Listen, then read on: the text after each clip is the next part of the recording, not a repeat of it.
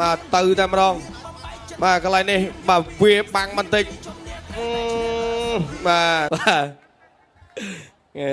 បាទចឹងអាដាមអាបារងខេតបាទគាត់ថាអត់អីទីទៀតមានថែមទៀតបាទនិយាយមែនគាត់លើកដៃពីរអូចឹងខែក្រោយអ្នកស្វាយរៀងមានអ្នកចង់ហាត់គុនខ្មែរអត់នាំនេះហាត់ទាំងអស់គ្នាបាយយកលុយដឹងពុនបាយយកលុយគុតគងក្រុមគ្រួសារលើលុយច្រើនណាស់បងប្អូនអើយបាទបាទអញ្ចឹងអេអាមេរិនមិញបាទគ្រាន់តែផ្ដួលថែម2លានបាទអ្នកឲ្យទឹកធំជាងគេក្នុងស្រុកខ្មែរ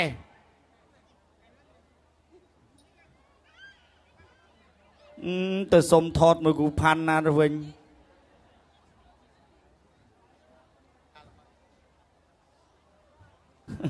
សោយទៀតទៅចក្រមត្រៀមប្រុងព្រឹបប្រកួតវាសនាគុនខ្មែរយន្ត8ទិសគូទី7ដែលជាគូមិត្តភាពអន្តរជាតិរវាងកម្ពុជាចិនទឹកទី1 round 1 round 1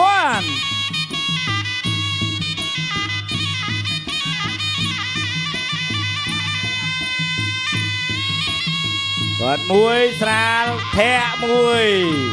អាមរិនគាត់មួយអូយទាត់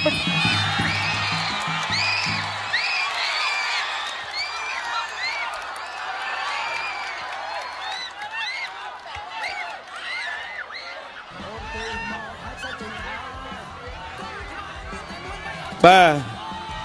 អូយកញ្ចឹងកបាទលោករីគីបាទសំបីតែខ្ញុំក៏ញាក់ជើងបំអញបកុលខៀវគាត់អត់ដឹកស្មានទេអមាញ់មិញនេះបាទអូយយបាទធ្ងន់បាទសម្រាប់អេអាមេរិនភូថងអមាញ់មិញនេះ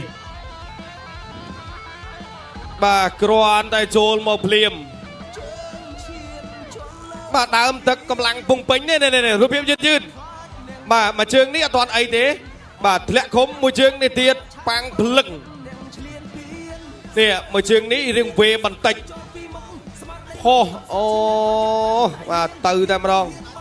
បាទកន្លែងនេះបាទវាបាំងបន្តិចបាទទៅហើយបាទនេះសម្រាប់កីឡាករបាទពីបាទសាធារណរដ្ឋប្រជាមានិតចិន